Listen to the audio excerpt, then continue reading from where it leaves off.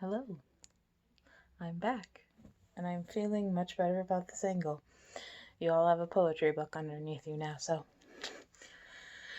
anyway, how's everybody doing? I'm hoping that you're staying inside and you're washing your hands and you're staying safe and staying smart, which is why I am here, because that's what I'm doing. So we are going to go ahead and continue with Chapter 2, The Science of Deduction. We met next day as he had arranged, and inspected the rooms at number 221B, Baker Street, of which he had spoken at our meeting. They consisted of a couple of comfortable bedrooms and a single large, airy sitting room, cheerfully furnished and illuminated by two broad windows. So desirable in every way were the apartments, and so moderate did the terms seem when divided between us, that the bargain was concluded upon the spot, and we at once entered into possession. That very evening I moved my things round from the hotel, and on the following morning Sherlock Holmes followed me, with several boxes and portmanteaus. For a day or two we were busily employed in unpacking and laying out our property to the best advantage. That done, we gradually began to settle down, and to accommodate ourselves to our new surroundings. Holmes was certainly not a difficult man to live with.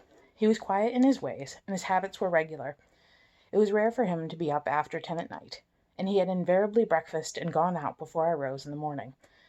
Sometimes he spent his day at the chemical laboratory, sometimes in the dissecting rooms, and occasionally in long walks, which appeared to take him into the lowest portions of the city. Nothing could exceed his energy when the working fit was upon him, but now and again a reaction would seize him, and for days on end he would lie upon the sofa in the sitting-room, hardly uttering a word or moving a muscle from morning to night.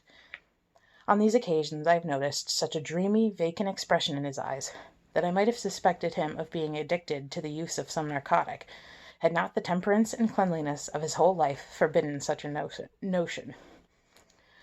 As the weeks went by, my interest in him and my curiosity as to his aims in life gradually deepened and increased.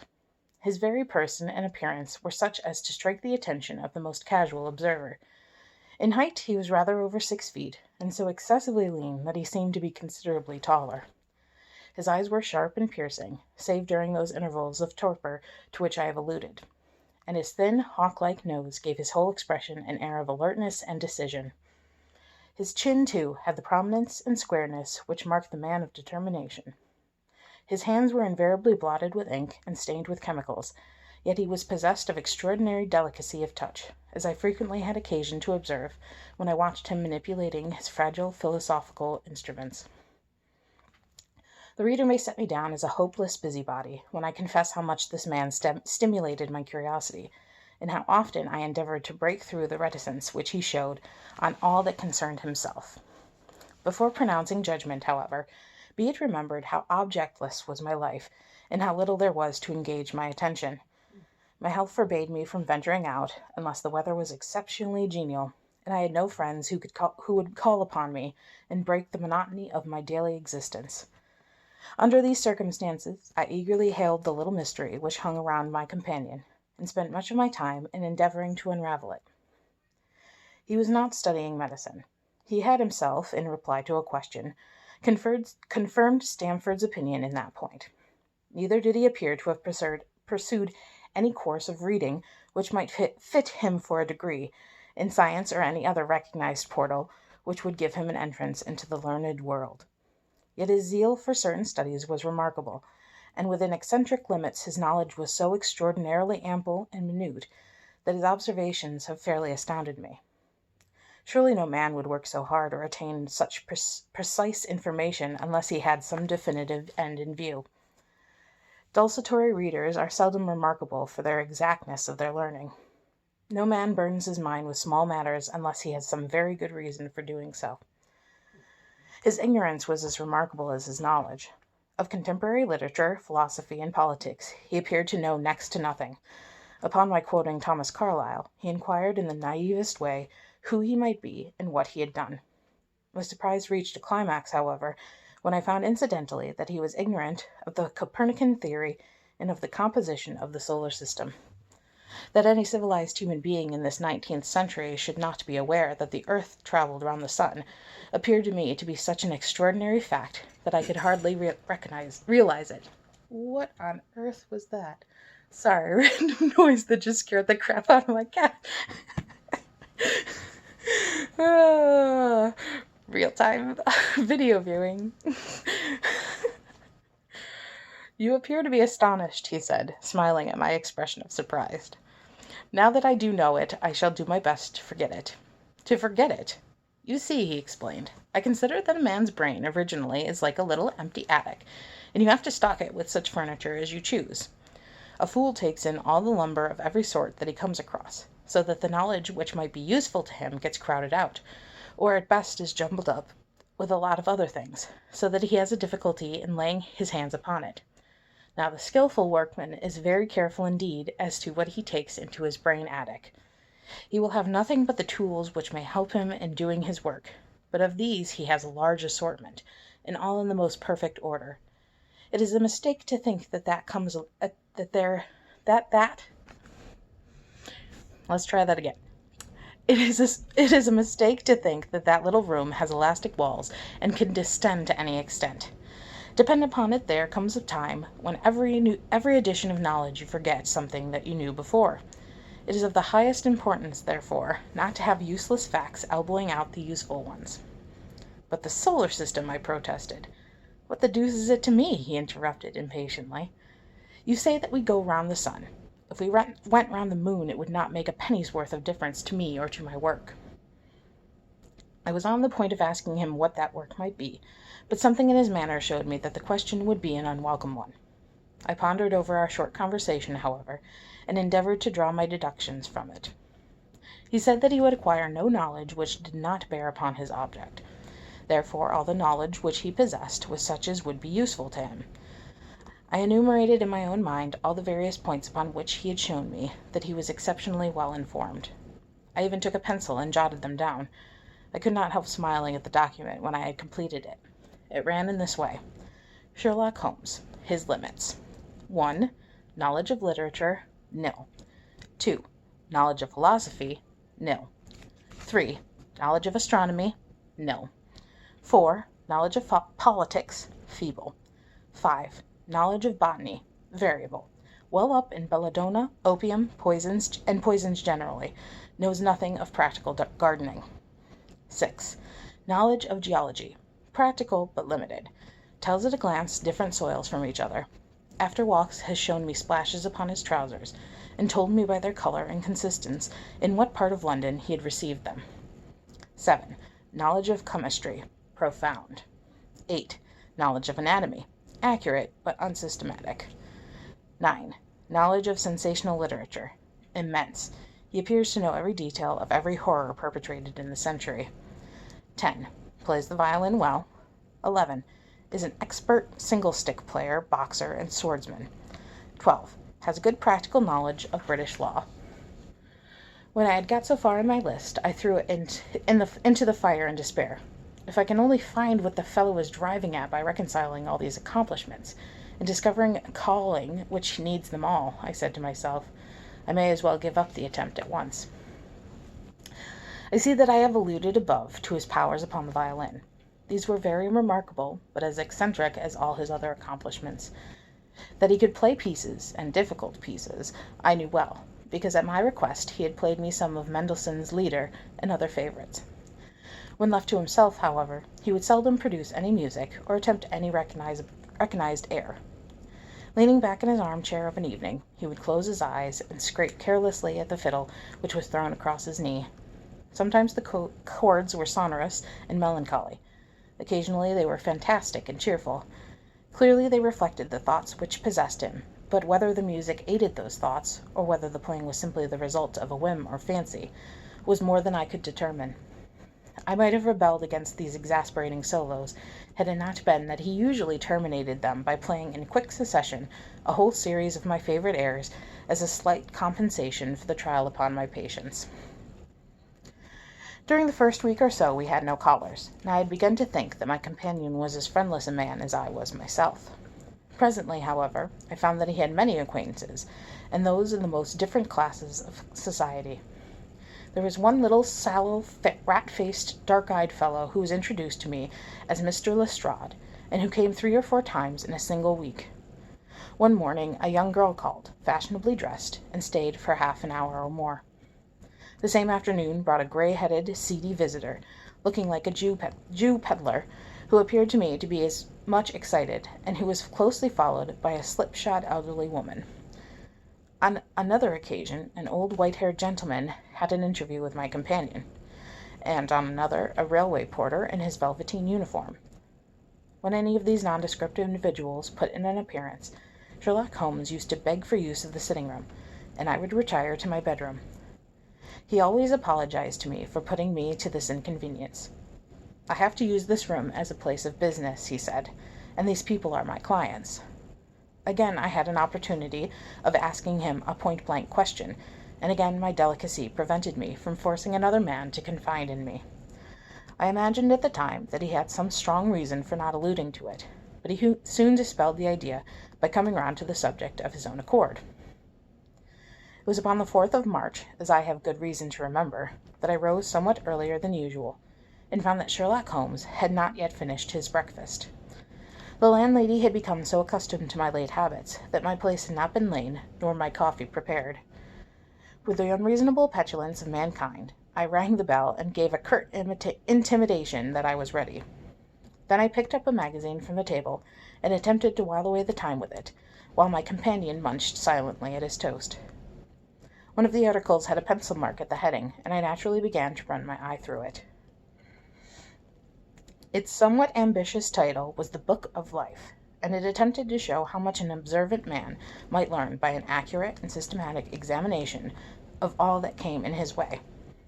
It struck me as being a remarkable mixture of shrewdness and of absurdity. The reasoning was close and intense, but the deductions appeared to me to be far-fetched and exaggerated. The writer claimed by a momentary expression, a twitch of a muscle or a glance of an eye, to fathom a man's inmost thoughts. Deceit, according to him, was an impossibility in the case of one trained to observation and analysis. His conclusions were as infallible as so many propositions of lucid. So startling would his results appear to the unindated, that until they learned the processes by which he had arrived at them, they might well consider him as a necromancer. "From a drop of water," said the writer, "a logician? Sure. Could infer the possibility of an Atlantic or a Niagara without having seen or heard of one or the other. So all life is a great chain, the nature of which is known whenever we are shown a single link of it. Like all other arts, the science of deduction and analysis is one which can only be acquired by long and patient study, nor is life long enough to allow any mortal to attain the highest possible perfection in it. Before turning to those moral and mental aspects of the matter which present the greatest difficulties, let the inquirer begin by mastering more elementary problems. Let him, on meeting a fellow mortal, learn at a glance to distinguish the history of the man, and the trade or profession to which he belongs. Puerile as such an exercise may seem, it sharpens the faculties of observation, and teaches one where to look and what to look for. By a man's fingernails, by his coat sleeve, by his boots, by his trouser knees, by the casualties of his finger and thumb, by his expression, by his shirt cuffs. By each of these things a man's calling is plainly revealed. That all united should fail to enlighten the competent inquirer in any case is almost inconceivable. Oh, gotta stretch my knee out, sorry. "What ineffable twaddle!" I cried, slapping the magazine down on the table. "I never read such rubbish in my life." "What is it?" asked Sherlock Holmes. "Why, this article," I said, pointing at it with my egg spoon as I sat down to my breakfast. "I see that you have read it since you have marked it. I don't deny that it is smartly written. It irritates me, though. It is evidently the theory of some armchair lounger who evolves all these neat little paradoxes in the seclusion of his own study. It is not practical. I should like to see him clapped down in a third-class carriage on the Underground, and asked to give the trades of all his fellow-travellers. I would lay 1,000 to 1 against him." "You would lose your money," Holmes remarked calmly. "As for the article, I wrote it myself." "You?" Yes, I have a turn both for observation and for deduction. The theories which I have expressed there, and which appear to you to be so chimerical, are really extremely practical. So practical that I depend upon them for my bread and cheese. And how? I asked involuntarily. Well, I have a trade of my own. I suppose I am the only one in the world. I'm a consulting detective, if you can understand what that is. Here in London we have lots of government detectives and lots of private ones. When these fellows are at fault, they come to me, and I manage to put them on the right scent. They lay all the evidence before me, and I am generally able, by the help of the knowledge of the history of crime, to set them straight. There is a strong family resemblance about misdeeds, and if you have all the details of 1,000 at your finger ends, it is odd if you can't unravel the 1,000th first. Lestrade is a well-known detective. He got himself into a fog recently over a forgery case, and that was what brought him here. And these other people? They are mostly sent on by private inquiry agencies. They are all people who are in trouble about something and want a little enlightening. I listen to their story, they listen to my comments, and then I pocket my fee. But do you mean to say, I said, that without leaving your room you can unravel some knot which other men can make nothing of, although they have seen every detail for themselves? Quite so. I have a kind of intuition that way. Now and again a case turns up, which is a little more complex. Then I have to bustle about and see things with my own eyes. You see, I have a lot of special knowledge which I apply to the problem, and which facilitates matters wonderfully. Those rules of deduction laid down in that article, which aroused your scorn, are invaluable to me in practical work. Observation with me is second nature. You appeared to be surprised when I told you, on our first meeting, that you had come from Afghanistan. You were told, no doubt. Nothing of the sort. I knew you came from Afghanistan. From long habit, the train of thoughts ran so swiftly through my mind that I arrived at the conclusion without being conscious of intermediate steps. There were such steps, however. The train of reasoning ran: here is a gentleman of a medical type, but with the air of a military man. Clearly an army doctor, then. He has just come from the tropics, for his face is dark, and that is not the natural tint of his skin, for his wrists are fair. He has undergone hardship and sickness, as his haggard face says clearly. His left arm has been injured.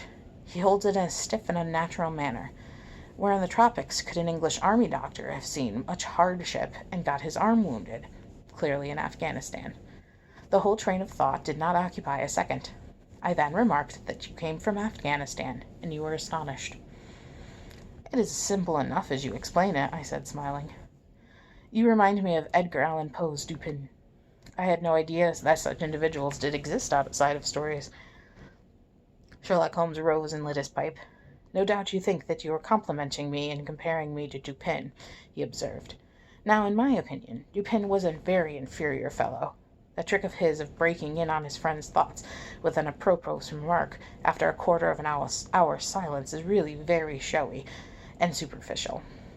He had some analytical genius, no doubt, but he was by no means such a phenomenon as Poe appeared to imagine. Have you read Gaboriau's works? I asked. Does Lecoq come up to your idea of a detective? I studied German, as you can tell by the fact that I can't pronounce these names. Sherlock Holmes sniffed sardonically. Lecoq was a miserable bungler, he said in an angry voice. He had only one thing to recommend him, and that was his energy. That book made me positively ill. The question was how to identify an unknown prisoner. I have done it in 24 hours. Lecoq took 6 months or so. It might be made a textbook for detectives to teach them what to avoid. I felt rather indignant having two characters whom I admired treated in this cavalier style. I walked over to the window and stood looking out into the busy street. This fellow may be very clever, I said to myself, but he is certainly very conceited. There are no crimes and no criminals in these days, he said querulously. What is the use of having brains in our profession? I know well that I have it in me to make my name famous. No man lives or has ever lived who has brought the same amount of study and of natural talent to the detection of crime which I have done. And what is the result? There is no crime to detect, or at most some bungling villainy with a motive so transparent that even a Scotland Yard official can see through it. I was still annoyed at his bumptious style of conversation. I thought it best to change the topic. I wonder what that fellow was looking for, I asked, pointing to a stalwart, plainly dressed individual who was walking slowly down the other side of the street, looking anxiously at the numbers. He had a large blue envelope in his hand, and was evidently the bearer of a message. "You mean the retired surgeon of marines," said Sherlock Holmes. "Brag and bounce," thought I to myself. "He knows that I cannot verify his guess." The thought had hardly passed through my mind when the man whom we were watching caught sight of the number on our door, and ran rapidly across the roadway. We heard a loud knock, a deep voice below, and heavy steps ascending the stair. "For Mr. Sherlock Holmes," he said, stepping into the room, and handing my friend the letter. Here was an opportunity of taking the conceit out of him. He little thought of this when he made that random shot. "May I ask, my lad," I said, in the blandest voice, "what your trade may be?" "Commissionaire, sir," he said gruffly. "Uniform away for repairs." "And you were?" I said, with a slightly malicious glance at my companion. "A sergeant, sir. Royal Marine Light Infantry, sir. No answer? Right, sir." He clicked his heels together, raised his hand in salute, and was gone. So that's the end of that chapter. I could not talk today, so that should be fun. Sorry.